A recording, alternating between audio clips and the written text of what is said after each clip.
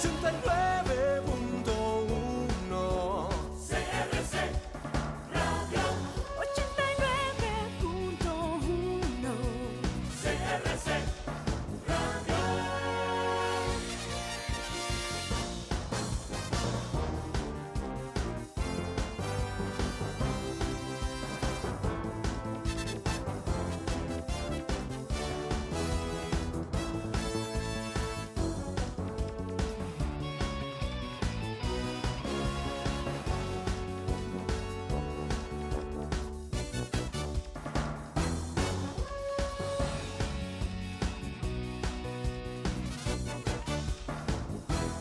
Transcomer, puesto de bolsa de comercio, presenta a las 5 con Alberto Padilla.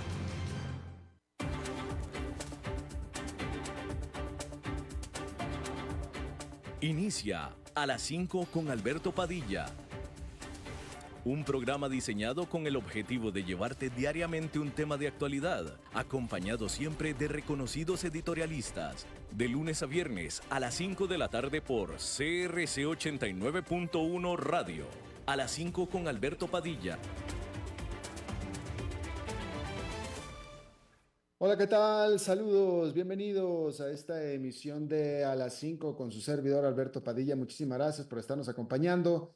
Gracias por estar ahí. Le mando cálidos saludos desde la señal de CRC 89.1 Radio en San José, Costa Rica, desde donde estamos transmitiendo hasta el punto, en el tiempo y en el espacio en el que usted nos está escuchando, porque estamos saliendo en diferentes vías simultáneamente, por ejemplo en Facebook Live, en la página de este programa, A las 5 con Alberto Padilla. Estamos disponibles en el canal de YouTube de este programa. Estamos en podcast en las principales plataformas como Spotify, Apple Podcast, Google Podcast y otras 5 importantes más. Aquí en Costa Rica, por cierto, que estamos disponibles también en TikTok.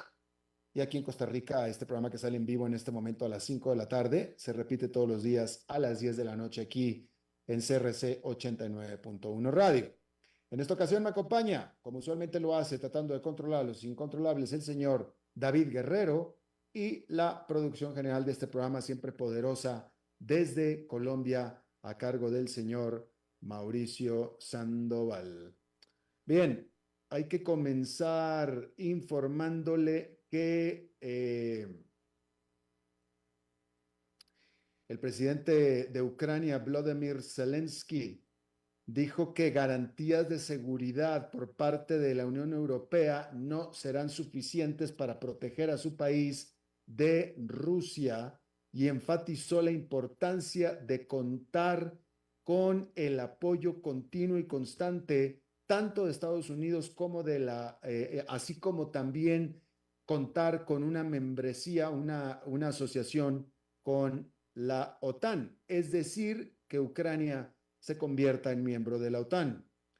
Zelensky hizo estos comentarios después de asistir a una cumbre de líderes de la Unión Europea en Bruselas. Como usted sabe, el presidente electo de los Estados Unidos, Donald Trump, ha prometido el llevar el conflicto entre Rusia e Ucrania a una pronta resolución. Esta afirmación y esta promesa de Donald Trump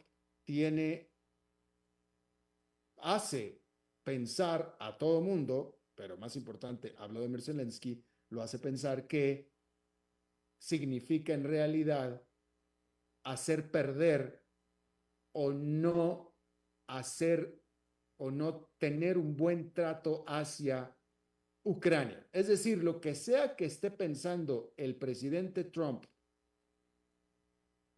en hacer o organizar para que la guerra termine pronto, irá en detrimento sí o sí de Ucrania. Eso es lo que se adelanta. Y por eso Zelensky es lo que está diciendo en este momento. Hay que decir que, por cierto, este jueves, el presidente de Rusia, Vladimir Putin, llevó a cabo su conferencia de prensa anual. Es básicamente la única que hace en todo el año, es la conferencia anual. El presidente de México tenía una diaria. la presidenta también de México está teniendo una diaria. Bueno, Vladimir Putin una al año. Y en esta conferencia de prensa, como es respectivo, contesta preguntas abiertas eh, acerca de lo que sucedió el año anterior y se toma su tiempo para contestarlas.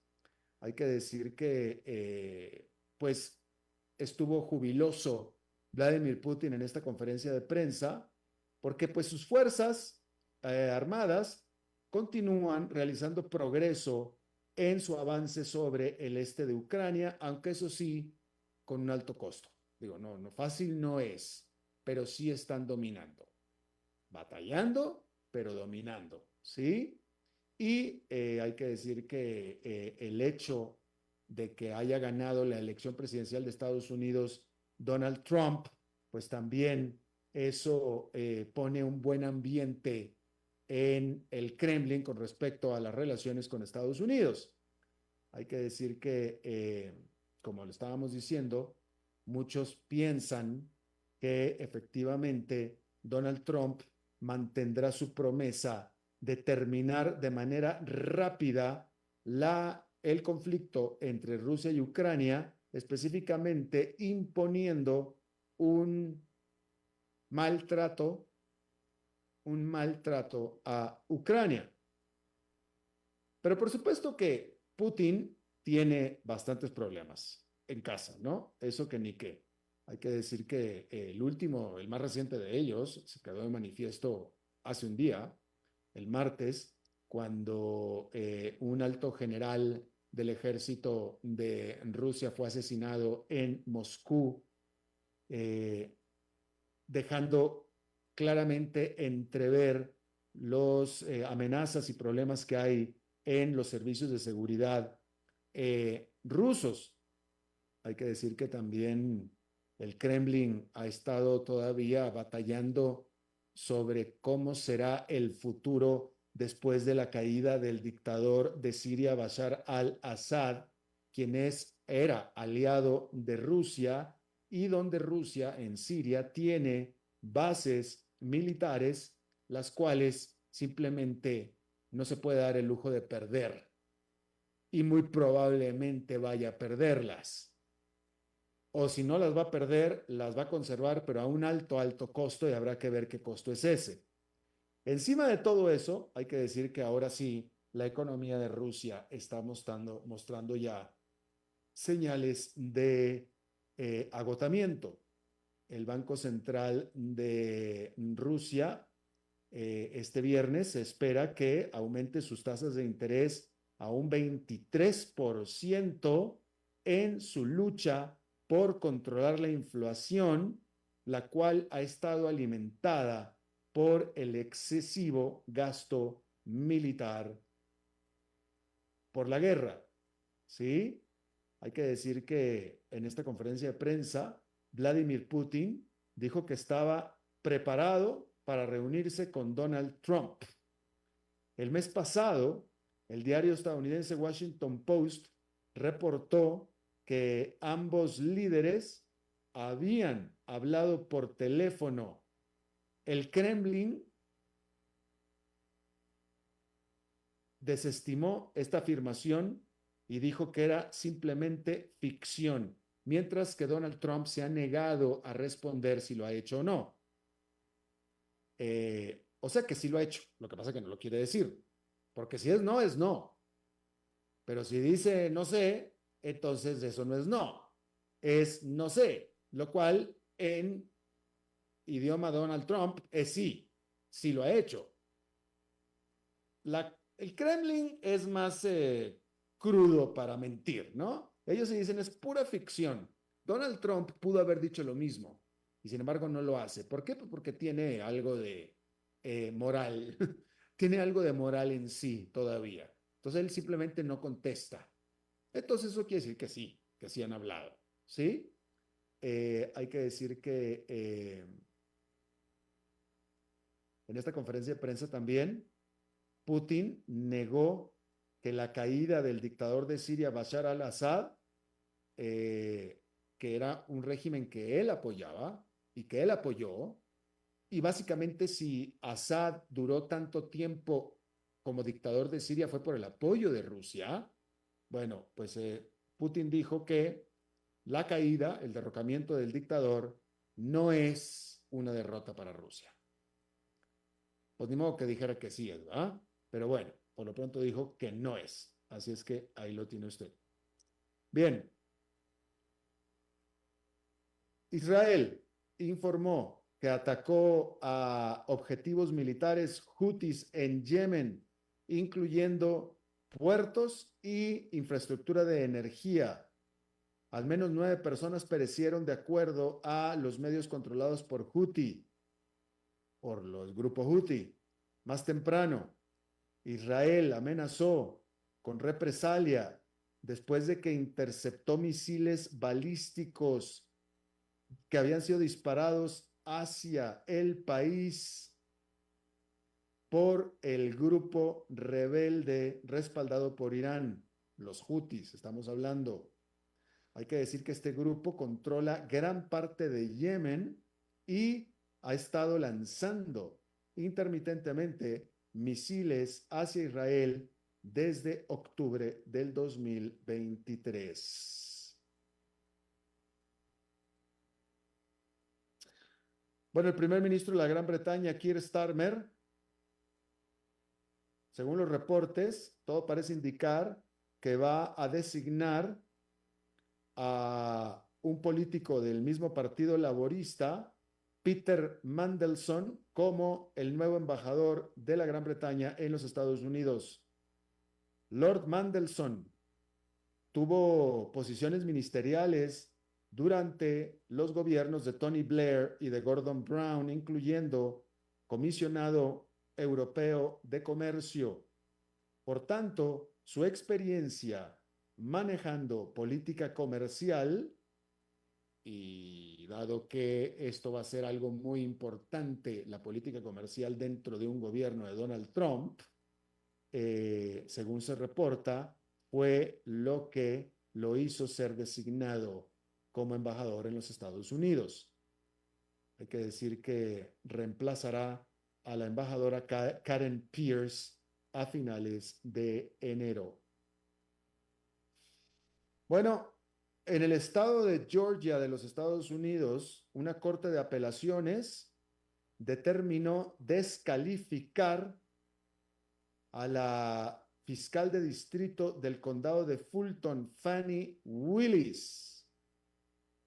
La descalificaron para que continúe siendo, o la descalificaron de continuar siendo fiscal que persigue a el presidente electo Donald Trump en el caso de la subversión de las elecciones del 2020 en el estado de Georgia.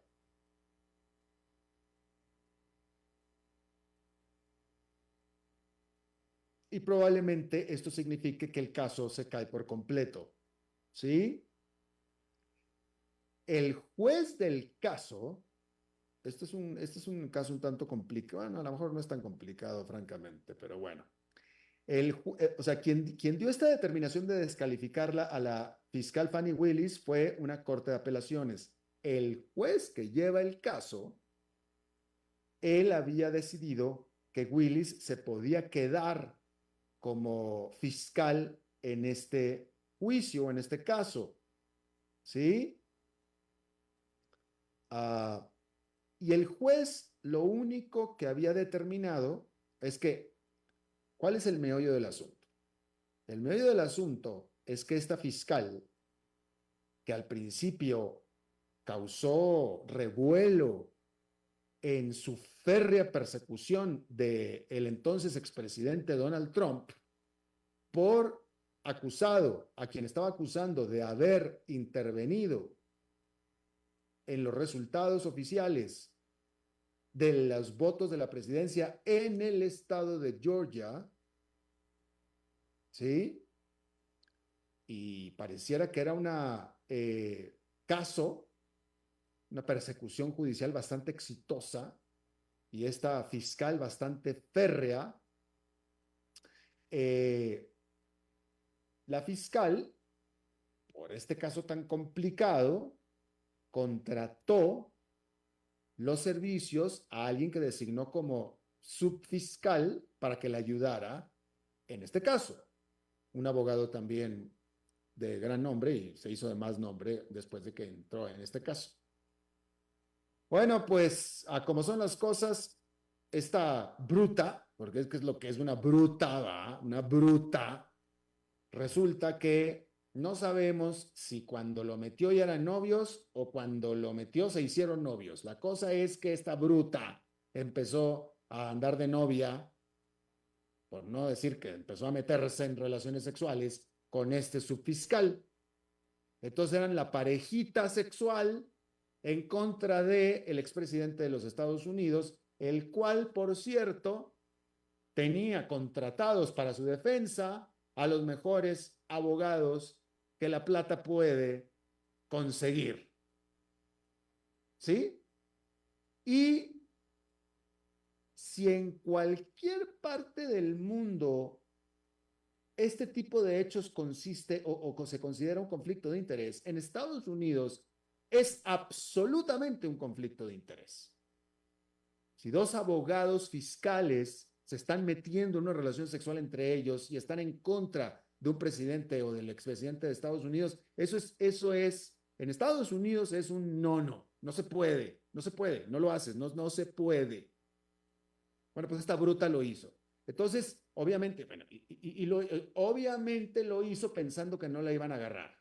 Obviamente. O sea, no era algo público, era algo bastante escondido. Lo que pasa es que dentro de la oficina lo sabían. Y por supuesto que, o sea, usted sabe bien que cuando dos personas están teniendo sus quereres dentro de la oficina, todo el mundo se entera. Acuérdese que bien dicen que todo en este mundo se puede esconder menos el amor y el dinero, ¿no? Entonces se dieron cuenta y obviamente se dieron cuenta. Entonces esto echó a perder el caso.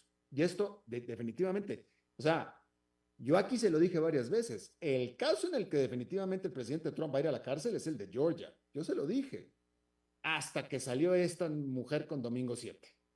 Y entonces ahí es donde se echó todo a perder. Bueno, esto comprometió muchísimo el caso, obviamente. El juez dijo, ok, se puede quedar la fiscal, pero el novio se va. Y bueno, pues entonces el novio se fue. Pero ahora esta Corte de Apelaciones, la cual fue invocada por la defensa de Donald Trump, dijo, no, ella también se va. Todos se van. Y entonces ahora va a haber que ver, a ver qué otro fiscal quiere agarrar el caso, si es que se puede. Pero bueno, ahí lo tiene usted. Y bueno, un despropósito total. Un total despropósito, pero en fin. Entonces, bueno, pues hay que decir que en este momento, pues no se sabe qué es lo que va a pasar con este caso, porque es que esto es importante. El presidente, a ver, el presidente enfrenta varios casos judiciales, pero dos de ellos son estatales, el resto son federales, que dependen del Departamento de Justicia. Los que son federales dependen directamente del presidente, porque el presidente es el jefe del Departamento de Justicia federal. Así es que eso se arreglan rápido, ese no es problema. El problema son los estatales. Tiene el del dinero por silencio en Nueva York y el de Georgia. Ahí el presidente no tiene poder. Ahí no puede meterse. Aunque trata de perseguir y meter a la cárcel al presidente de Estados Unidos, ¿va? Pues va a estar muy difícil. Pero el que sí realmente llevaba tracción para meterlo a la cárcel era este de Georgia. Hasta que de nuevo salió esta muchacha con su Domingo 7. Pero bueno, ahí lo tiene usted. Rápidamente, déjeme informarle que, bueno, rápidamente déjeme informarle que en esta jornada se habían estado realizando reuniones en el Cairo y en Doha de negociación para una paz en Gaza, ¿sí? Pero pues avanzan dos pasos y retroceden uno, avanzan dos y retroceden uno, ¿sí? Sin embargo, ahora sí pareciera que hay razón para creer que Israel y Hamás están al menos lo más cerca que han estado nunca de un acuerdo de cese al fuego o al menos una tregua, ¿sí? Para que termine esta guerra devastadora, la cual comenzó ya hace 14 meses en el 7 de octubre, estos ataques que hizo Hamas sobre Israel el 7 de octubre del año pasado. ¿Sí? A ver, ¿qué obstáculos permanecen todavía? Eh,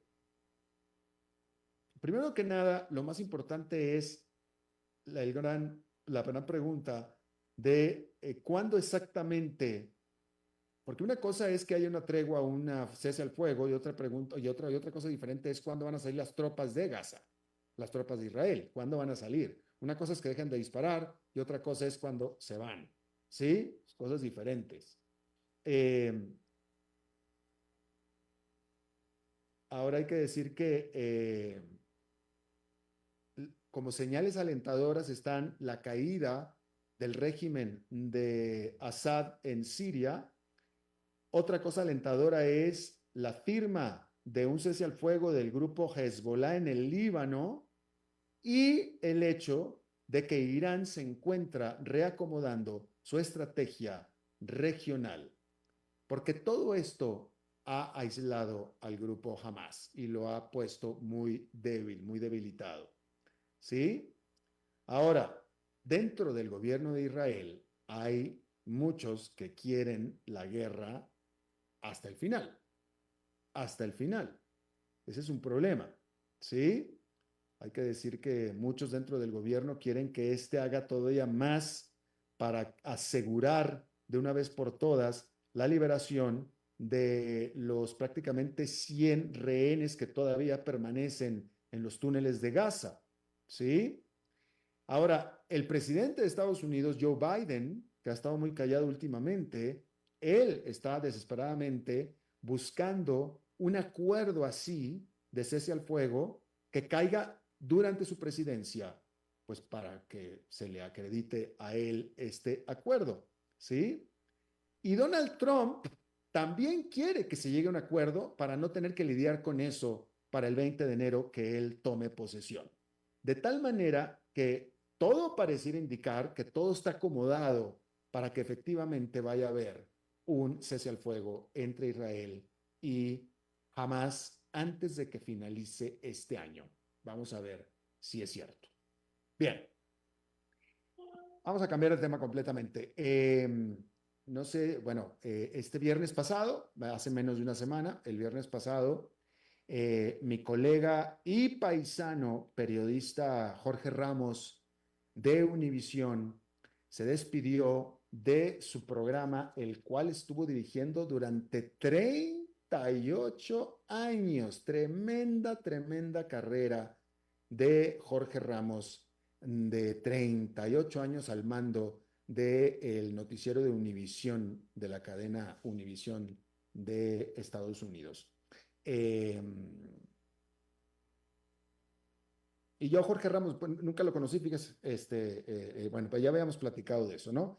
Pero una carrera admirable y seguramente vamos a seguir, no se retira, no se está retirando, según lo que dijo, así es que seguramente vamos a estar viendo, quizá incluso hasta mucho más de Jorge Ramos en el futuro, no sabemos qué es lo que va a hacer, ¿no?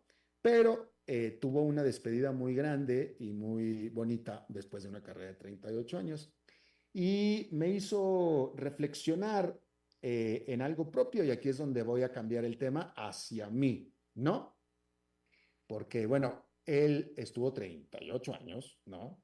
Yo estuve en CNN mucho menos que eso. Yo estuve 15 años en CNN, que 15 años es una buena carrera, 38 es mucho más, definitivo, 38 es extraordinario, ¿no?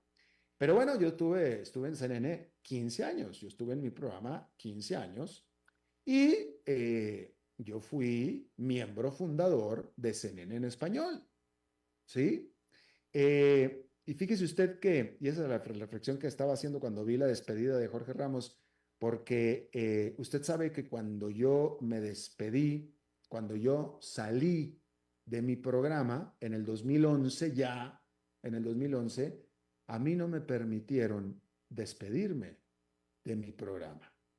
Y de eso era lo que quería, pues, platicar. Ahora que este es el último programa del año de esta emisión, quería compartir con ustedes esta reflexión que estaba haciendo yo con respecto a eso y platicar algo que nunca he platicado por qué fue que no pude despedirme de mi programa. Simplemente un día fue el último programa y no pude decir ni siquiera adiós, porque no se me permitió. Y con esto también quiero mostrarle algo de lo que son los adentros de las compañías, donde en apariencia y en lo que sale al aire todo es armonía y todo es muy bonito y las cosas parecen ser bastante rectas, correctas, morales y positivas, pero pues, aquí le voy a compartir yo un poquito de las cosas como se manejan internamente, ¿no? Yo tuve una carrera bastante positiva. Yo le voy a decir una cosa, yo tuve una carrera muy buena dentro de CNN y después de CNN también he tenido una muy buena carrera, francamente, ¿no?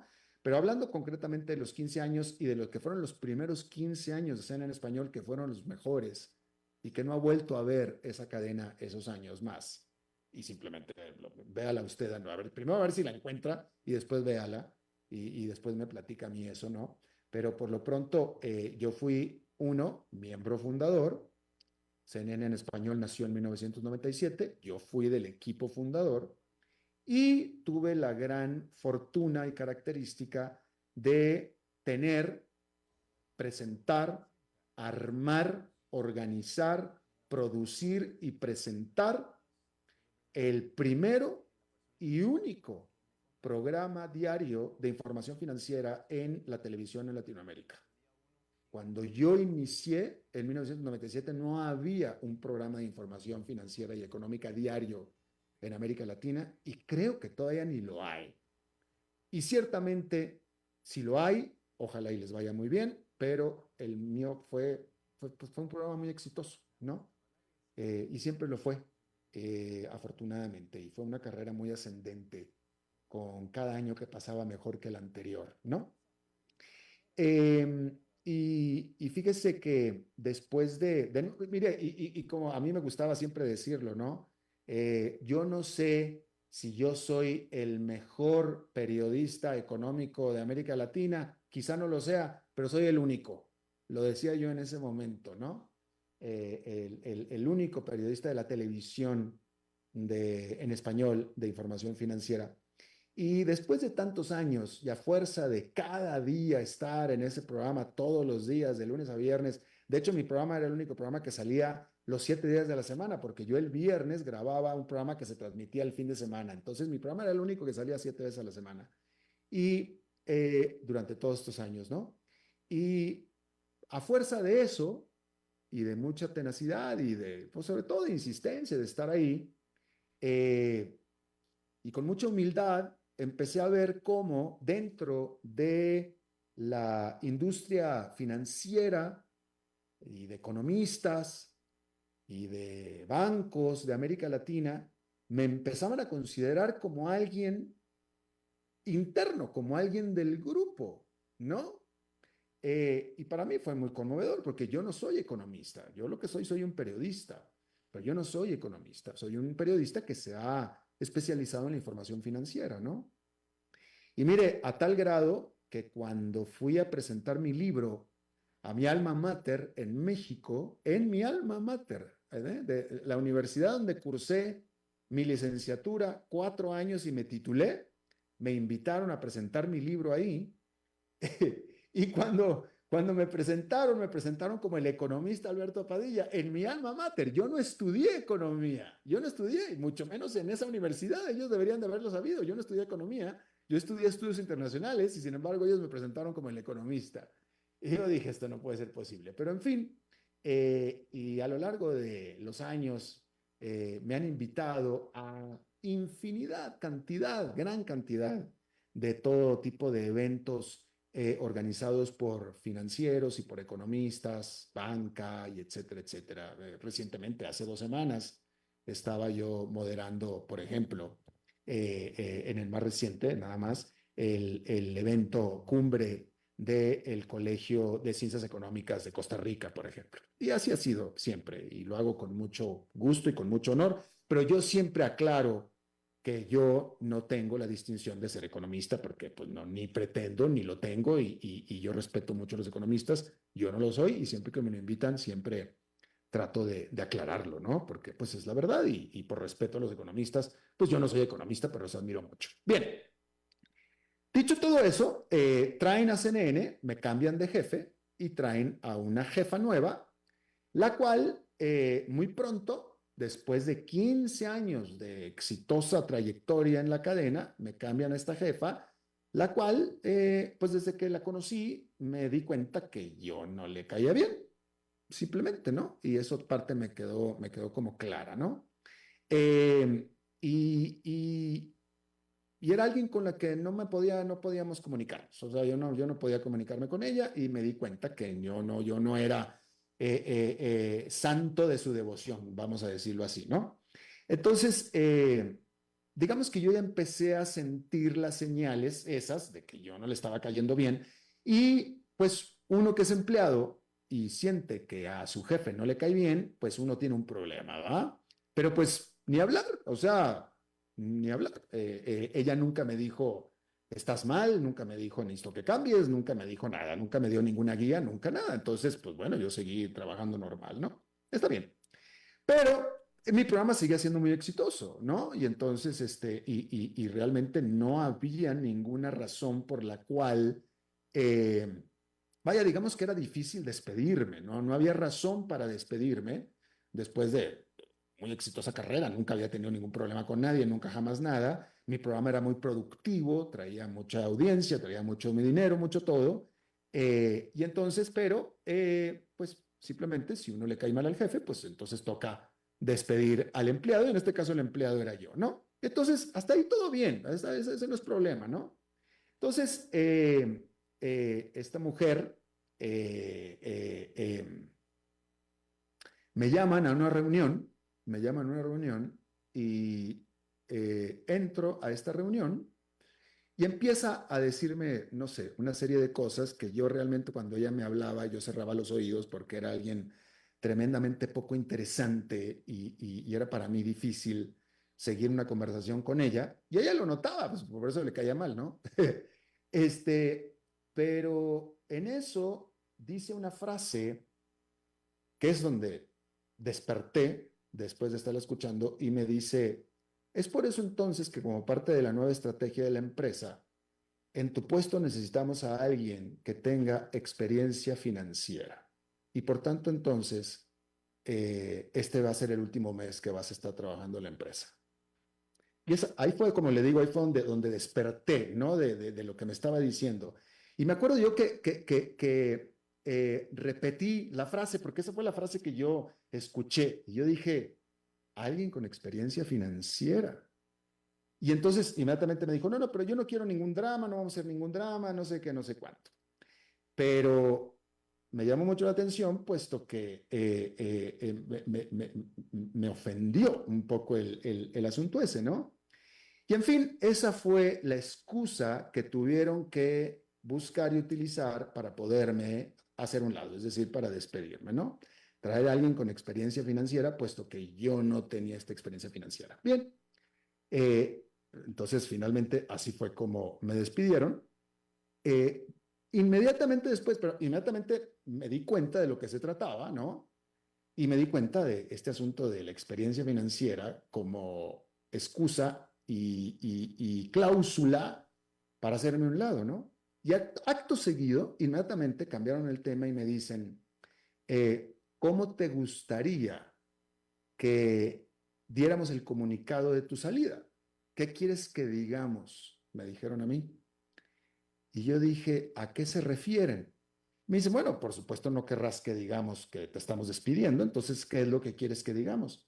Y yo dije, discúlpenme, no, no, no, no, no, todo lo contrario. Yo quiero que digan que me despidieron, Y no solamente quiero que digan que me despidieron, sino quiero que digan por qué me despidieron. Así es que, por favor, lo que me acaban de decir, eso es lo que yo quiero que ustedes repitan a quien les pregunten y cuando lo anuncien. Me dicen, no, eso no podemos decirlo. Me dijeron ellos inmediatamente, eso no lo podemos decir.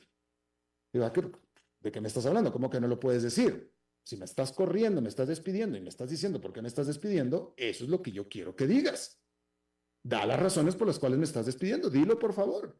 Me dijo, no, eso no lo podemos decir. Y tú tampoco lo puedes decir, me dijeron a mí. Y dije, bueno, pues entonces, si yo no lo puedo decir y ustedes no lo van a decir, entonces yo no voy a decir absolutamente nada. Yo no voy a decir nada, a ver qué dicen ustedes. Me dijeron, bueno, pues lo que sea, pero eso no lo vamos a decir, ni tú tampoco lo puedes decir. Fíjense, estamos hablando de una empresa que se dedica a decir la verdad y a decir los hechos como son. Y ese hecho como es, no pudieron, y no solamente eso, había una prohibición de decirlo.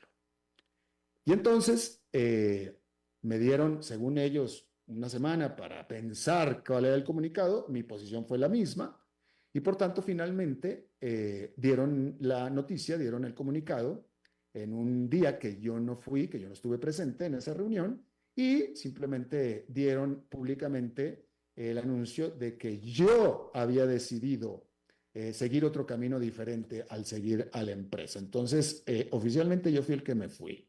No fueron capaces ellos de aceptar que habían despedido a un empleado después de 15 años, tremendamente con una carrera exitosa, y la razón por la cual lo habían, según ellos, despedido. Y así fue como se me negó por completo mi derecho, el derecho de ustedes, de los que me seguían, de despedirme al aire. Y por eso simplemente, pues no se pudo y no se hizo. No fueron capaces de decir la verdad. No tuvieron la cara de decir la verdad. Y ya, eso fue lo que sucedió. Vamos a hacer una pequeñísima pausa rapidísimo y regresamos con nuestra entrevista de hoy.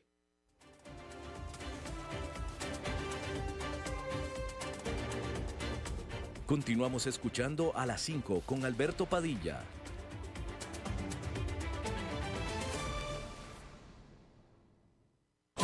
Transcomer presenta Visionarios.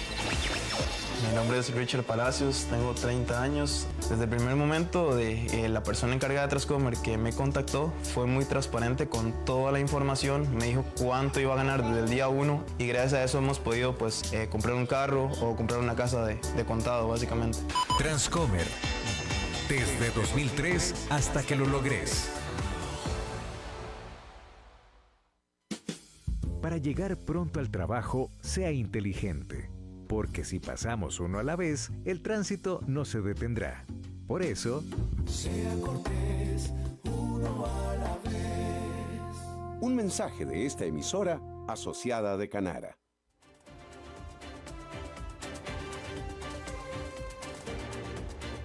Seguís escuchando a las 5 con Alberto Padilla.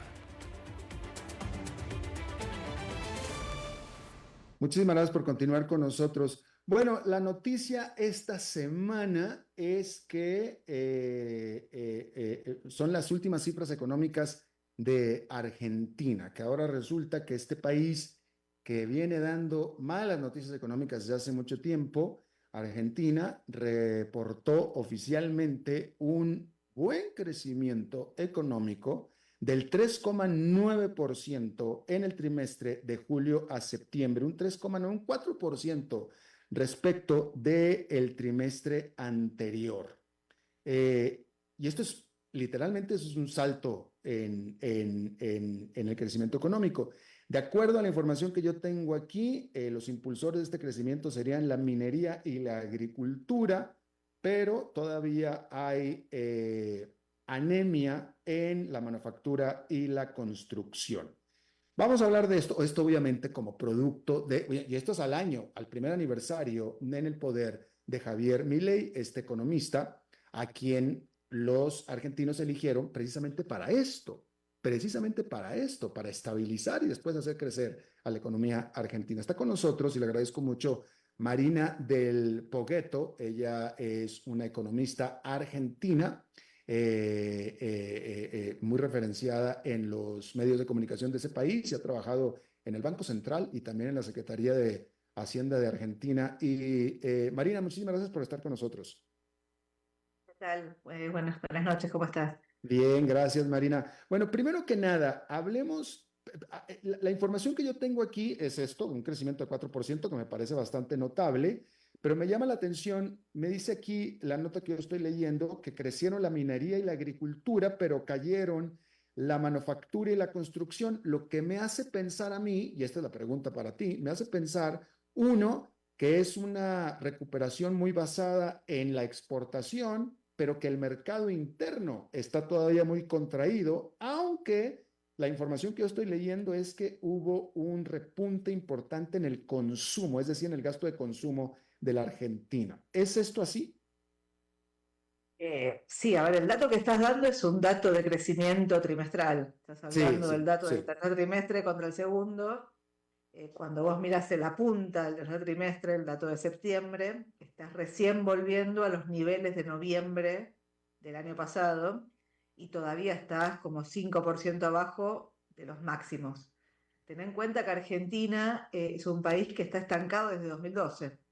Desde 2012 el país no crece y tuvo un zigzag, caían los años no electorales, subían los electorales, caían los no electorales y después tuvo una recesión muy fuerte, 2018-2019 con Macri, la pandemia, y estás volviendo recién 5% abajo de los máximos, no digo para tener una idea de dónde estamos parados. Respecto al crecimiento, cuando vos lo mirás con el consumo creció un poco arriba, 4,6%, y lo que estás viendo es un aumento en las importaciones que casi triplica el de las exportaciones. O sea, lo que estás viendo es un aumento un repunte de la demanda doméstica en un contexto donde parte de ese repunte de la demanda doméstica se está financiando con un aumento en las importaciones, en un contexto donde vos estás bajando muy agresivamente la inflación. Ten en cuenta que Argentina tuvo el año pasado una inflación del 200%, que en el mes de noviembre, antes de que asuma Milei, esa tasa de inflación era el 12% mensual, que cuando Milei llega y hace el sinceramiento de precios y corrige el valor del dólar, esa tasa de inflación mensual había llegado al 25%, y ese nivel estuvo bajando sistemáticamente todos los meses, y el último dato, en el dato de noviembre, esa inflación fue el 2,4% mensual. Con lo cual lo que estás viendo es una baja en la inflación, un repunto del nivel de actividad, en un contexto donde, si querés, el gobierno tuvo una contracción fiscal muy fuerte, o sea, hizo un ajuste fiscal muy agresivo de casi 4,5 puntos del producto, llevó el déficit a cero. Ahora, si vos mirás de cara a lo que estás viendo en estos meses, la política que era fuertemente contractiva, era devaluación, caída del consumo, caída en las importaciones y recuperación del superávit de las cuentas externas y del superávit fiscal. Lo que estás viendo ahora es más bien lo contrario, estás viendo una política fiscal que es neutra. Dejaste de ajustar, no estás expandiendo, pero dejaste de ajustar. Una política crediticia en Argentina que es terriblemente expansiva. Argentina no tiene crédito, es un país casi sin crédito. Ujú. Pero el crédito creció en los últimos meses, desde abril hasta el último dato, de 4,5 puntos del producto a 6,5 puntos del producto, o sea, 2 puntos porcentuales en medio año. Y el crédito en dólares está volando. Entonces lo que tenés es política fiscal neutra, política crediticia volando, y tenés una recuperación de los ingresos en el margen en un contexto donde el tipo de cambio, que había pegado un salto cuando llega Milei, cuando devalúa, hoy estás volviendo a los niveles de competitividad que te había dejado el gobierno anterior. Dicho en criollo, Argentina pasó de ser el país más barato de la región a ser uno de los más caros de la región, y el aumento en las importaciones, que era difícil ver cómo lo financiabas, hoy lo está financiando con los dólares de un blanqueo de capitales que fue muy exitoso en términos de que entraron al sistema financiero cerca de 20.000 millones de dólares, de los cuales todavía hay 13.000 que te permitieron esa expansión del financiamiento en dólares y una enorme colocación de deuda de las compañías argentinas. Esos dólares se los vendieron al Banco Central y son los dólares que de alguna forma te permitieron esta dinámica donde, insisto, la inflación bajó, la actividad está repuntando, la brecha cambiaria desapareciendo, el riesgo país volviendo a niveles abajo de 700 puntos básicos y los precios relativos, la distorsión de precios que había, de precios de servicios públicos muy baratos, precios de bienes muy caros, empieza, si querés, a corregirse. ¿Qué es lo que a mí me hace ruido? Te diría dos cosas. El deterioro en las cuentas externas detrás del encarecimiento de la economía con una agenda de salto en la productividad que está, pero que es lenta, o sea, el sector privado en Argentina pasó de jugar en Disneylandia, porque tenías una economía con brecha que les permitía a buena parte de los sectores industriales comprar dólares baratos, dada la brecha, y fondearse muy barato, dada la brecha y el cepo, a un esquema donde de golpe te estás abriendo la economía con un dólar que se volvió a trazar. Y lo segundo que me preocupa es que toda esta expansión del crédito la estás montando sobre una situación de desbalance del Banco Central que la verdad es que no corregiste. O sea, corregiste el flujo, pero no corregiste los stocks. Pero entonces, para que nos pueda quedar un poquito claro, ¿cómo definirías el desempeño del primer año, el desempeño económico del primer año de la presidencia de Milei? ¿Se pudiera definir como de estabilización, recuperación, crecimiento, burbuja? ¿De qué manera lo pudiéramos definir en una frase? Yo lo que te diría es, en la foto estás muchísimo mejor de lo que cualquiera hubiera imaginado a esta altura del año.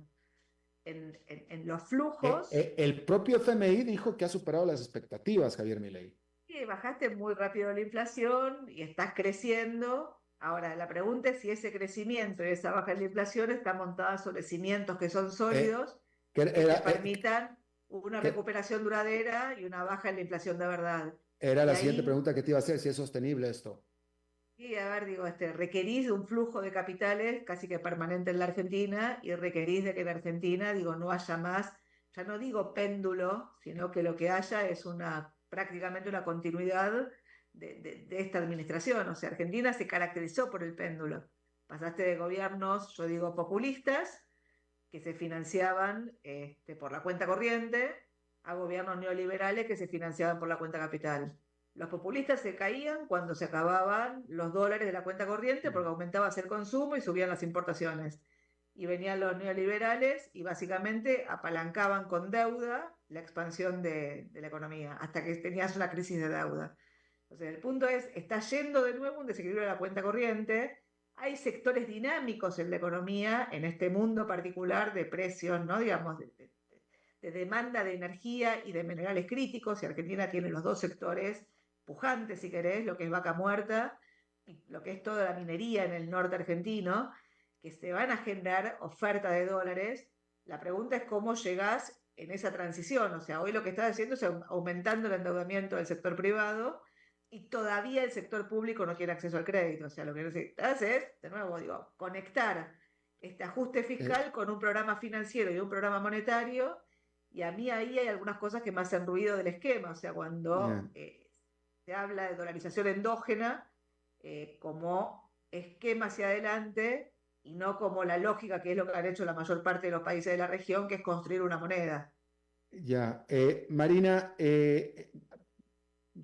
según el Fondo Monetario Internacional, y nos quedan 2 minutos, entonces te pido por favor que si en 2 minutos nos puedes contextualizar esta información o estas estimaciones del Fondo Monetario Internacional.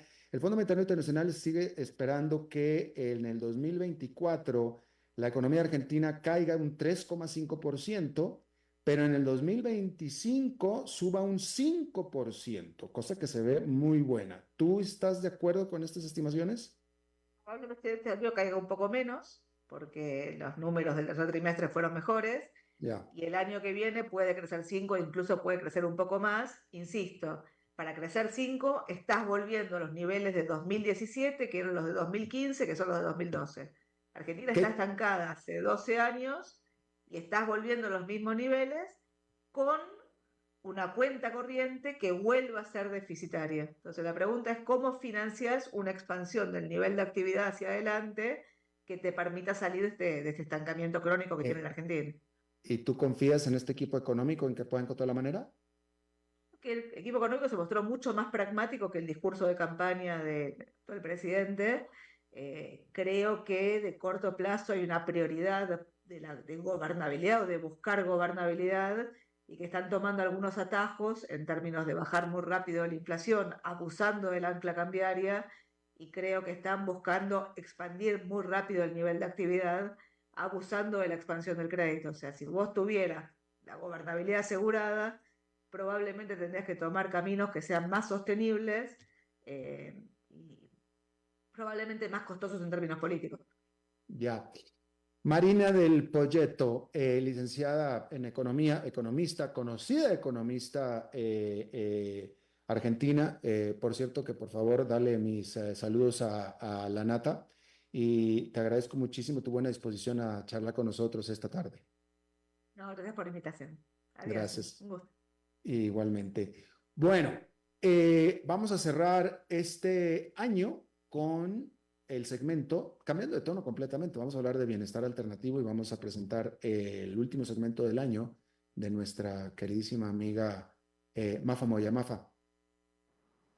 Feliz tarde desde el Rincón de Bienestar Alternativo. Hoy me uno a darle un abrazo desde la distancia a mi querido amigo Alberto Padilla, a esta comunidad tan extraordinaria y maravillosa que cada semana me permitió estar dándoles un mensajito para reflexionar, a Mauricio en los controles, y quiero terminar este año con una reflexión de cosas que aprendí para que podamos seguir siendo voz y seguir siendo el eco de nuevas generaciones, llevándonos lo mejor de nosotros. Entender que este año pasó rápido y que cada vez que vamos creciendo el tiempo va pasando más rápido, y que el tiempo es uno de los activos más preciados que debemos que cuidar con plena atención en el aquí y en el ahora. Entender que cada latido del corazón genera ondas que contienen información que impactan a todo nuestro ser, y que ésta se proyecta en el campo áurico, y que ese campo áurico es nuestro campo magnético para atraer lo que estamos pensando. Y debemos tener en cuenta que esa proyección también puede ser de gran impacto si es de manera positiva, generando esfuerzos de emoción, de gratitud, de amor, de compasión, de alegría, de humanidad, de humildad, pero que si es negativa también puede impactar negativamente en nuestro cuerpo, enfermándonos y enfermando a quienes nos rodean.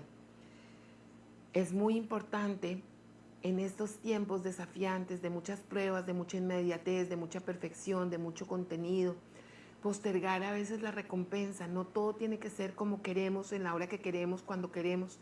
Tenemos que aprender a ser mucho más resilientes, aprender a controlar nuestros pensamientos, evitando la angustia, la ansiedad, postergando eso que quiero ya simplemente desde el capricho, desde el ego, para poder ser compasivos y ver de qué manera le puedo decir a mi cerebro: espera esto. Por ejemplo, si tengo hambre y no puedo alimentarme en este momento, puedo decirle al cerebro: sabes, ahora vamos a hidratarnos primero y después vas a poder alimentarte bien. Y esto nos va a ayudar a ejercer paciencia, virtud que claramente necesitamos para hacer un cierre del 2024 y un inicio del 2025 con mucha gratitud. Entonces la paciencia, que es la ciencia de la paz, va a ser una de nuestras grandes aliadas en el 2025. Ser cada vez más conscientes de nuestra respiración. La respiración es vida. Inhalar como si estuviéramos vivos y no en piloto automático. Fundamental poder hacer una respiración diafragmática con sentido, es decir, abrazando el tórax, bajo en cada inhalación.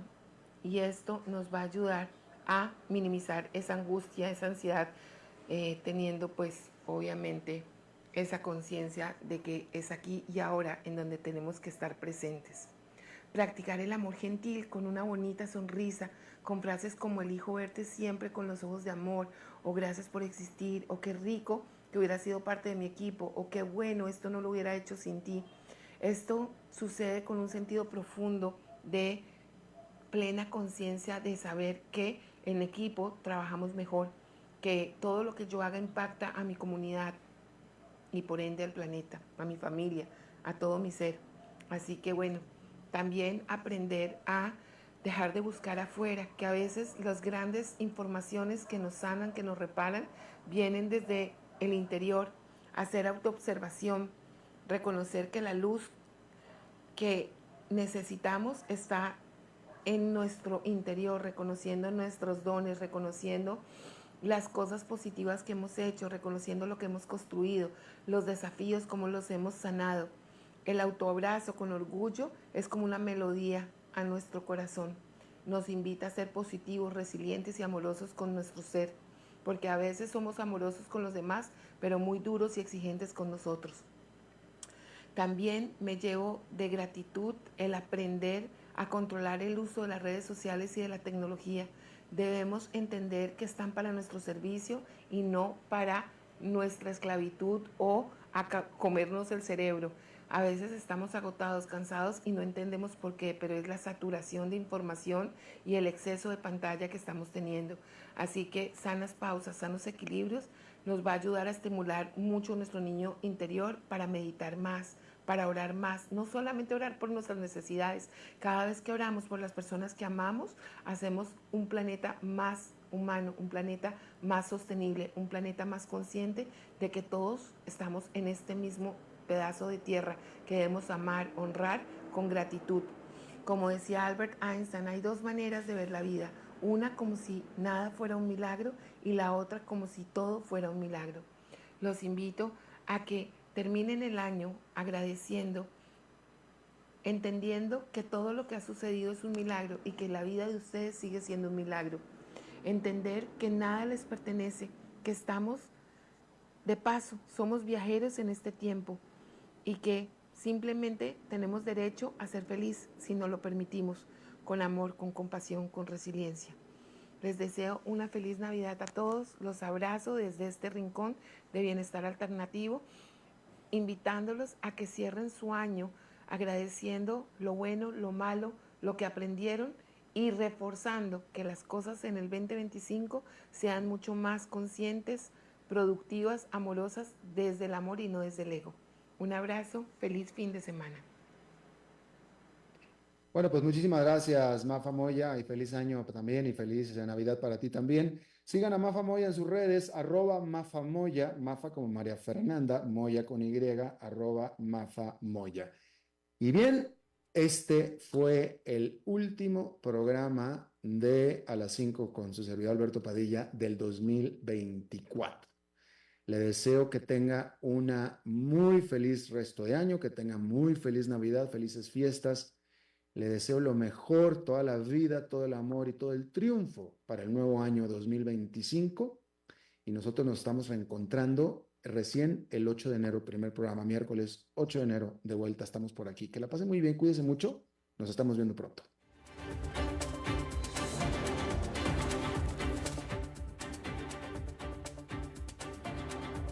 Concluye A las 5 con Alberto Padilla. Un programa diseñado con el objetivo de llevarte diariamente un tema de actualidad, acompañado siempre de reconocidos editorialistas, de lunes a viernes a las 5 de la tarde por CRC 89.1 Radio. A las 5 con Alberto Padilla.